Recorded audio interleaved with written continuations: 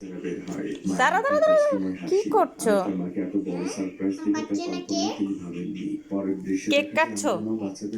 তুমি কেক বানিয়ে দিতে হাত ধরো সকল বাচ্চারা গোসল করে আর আমি আমার প্রত্যেকের মাথা মুছিয়ে দিচ্ছিলেন আর সবাইকে ঠান্ডা লেগে যাবে, তাড়াতাড়ি আমার কাছে আসো। এখানে আমাদের শুধু আমাদের মা নয়, আমাদের মা এখানকার প্রত্যেকটি বাচ্চার মায়ের মতো করে দায়িত্ব পালন করছিলেন। আমরা অনেককে দেখতে পাইছি দূর থেকে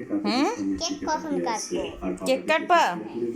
বাচ্চারা তাড়াতাড়ি পালাও, কাদের তার গাড়ি নিয়ে এদিকে আসছে। আমাদের মামা তখন কাজ করছিলেন, তিনিও চিন্তায় পড়েছেন। বাচ্চারা যে যার মতো করে দৌড়ে পাহাড়ের ওপাশে চলে যায়। তাদের গাড়িটা তখন প্রায় আমাদের খনির সামনে পৌঁছে দিয়েছে। গাড়িতে এসে পড়লে সেই ড্রাইভার আমাকে দিলেন না।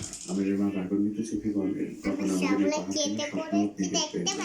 বলে দেখা যায় পর্যন্ত এটা বলে কাদের সেখান থেকে দ্রুত গাড়ি নিয়ে চলে যায়। পুরো পাহাড়টি মারতে রাতের মন খারাপ করে বসেছিলেন। আমি ছিলাম ইউসুফ চাচা সেই প্রথম থেকে কখনোই চান না এখানে থাকি। মা বলে রেড কালার।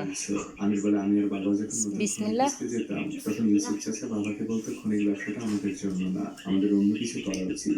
মা বলেন উনি আমাদের কখনোই বিরুদ্ধে ছিলেন।